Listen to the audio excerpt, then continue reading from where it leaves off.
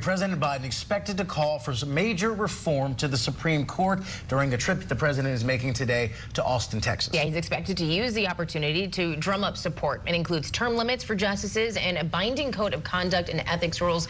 And in an op-ed, Biden said he wants to, quote, ensure no president is above the law. Scripps News White House correspondent Serena Marshall is here with more. Serena, when it comes to voters, what is the appetite for reform on the high court?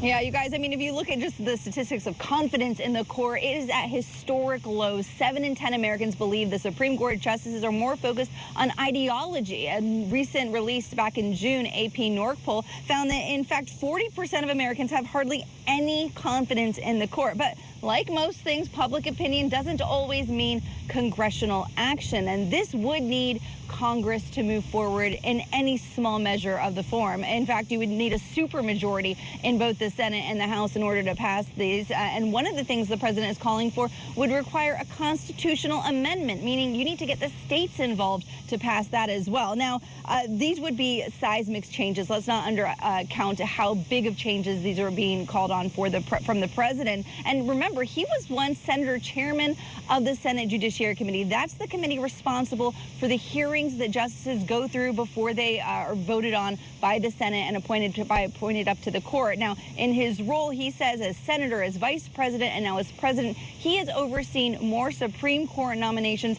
as anyone living today. And in this op-ed in the Washington Post, he said that the court is mirrored in a crisis of ethics. He commented on that no president is above the law. He's pointing to that 6-3 decision that grants presidential immunity to presidents no matter what. And he said that is the problem, essentially. He wrote in that op-ed that I have great respect for our institutions and separation of powers. What is happening now is not normal, and it undermines the public's confidence in the court's decisions, including those impacting personal freedoms. We now stand in breach. And as you mentioned earlier, the president will outline these proposals at an event at the LBG Library in Austin later today. It's on the anniversary to mark the 60th anniversary of the Voting Rights Act. And one senior administration official mentioned to us that their Voting Rights Act in itself was introduced almost a couple decades before it was actually passed. So this is the first step in perhaps moving towards that change on the court. Now, what is in this op-ed?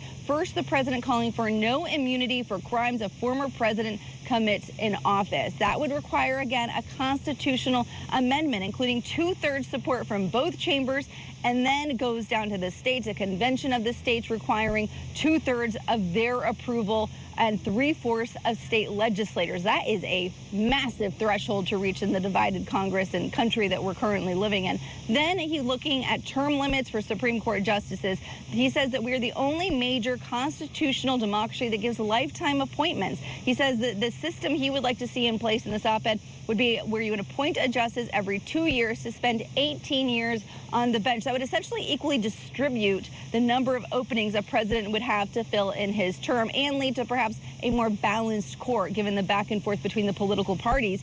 That would also likely face legal challenges, as some say the Constitution outlines that justices hold term for as long as they're in good behavior, and that equates to life. So there's questions on whether that would actually require also a constitutional amendment. And then there's binding code of conduct for the Supreme Court. He says every federal judge has one that is binding. They did just recently adopt a non-binding code of ethics. Even one of the justices came out and said that that has no teeth, no enforcement mechanism. But this is now something we can expect to see taken onto the campaign trail. The president was focusing on this prior to withdrawing his name from the top of the ballot. We'd expect to see the vice president do the same.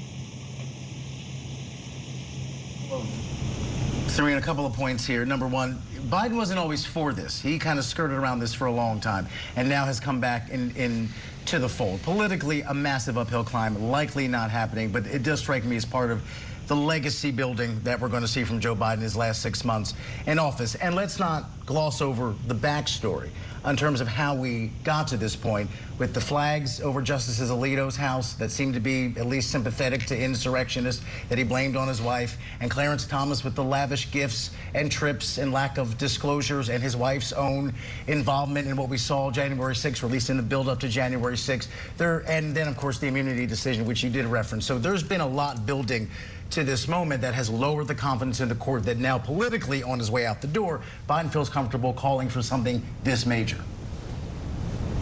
Well, we did know that the president was going to make this call actually last Monday or 2 Mondays ago. I'm sorry, my timeline is a little bit off here, but it was right the Monday that would have been after the attempted assassination attempt of former President Trump, which would have come before the president actually made his announcement that he was going to withdraw. It got postponed because of the shooting, and then obviously the president addressing in the Oval Office that he was going to step down from the top of that ticket. But it is a big change for Biden. He again chaired the Judiciary Committee. He oversaw those appointments, those hearings. In the past, when liberals and more progressive members of his own caucus were saying we need to expand the court, he tampered that down. Instead, when he started office, he said he wanted to have a commission come in that would evaluate changes to the Supreme Court. That commission put out their report years ago, and still he did nothing. But it was this change that we've seen over the past few years of the court that I think led Biden to this moment. He said last year in 2023, after the ruling about school admissions came down, he was asked if this was a change, and he paused and he said, this is not a normal court. And that is something he also echoed in this op-ed that he wrote, that it was not a normal court. Essentially, these are not normal circumstances. In the start of that op-ed, Rob, he really focused in on that 6-3 decision, saying nobody is above the law. The justices don't make the laws. Members of Congress don't get to dictate this. They all have to play on the same field, essentially, that the people get to dictate this. And that's where the president, coming back to that, the need to preserve democracy that we've heard from him time and time again. And generally speaking, people in this country support term limits, but those who would be term limited tend not to support term limits. So we'll see. At least he will start this discussion on his way out the door. All right, Serena, thank you.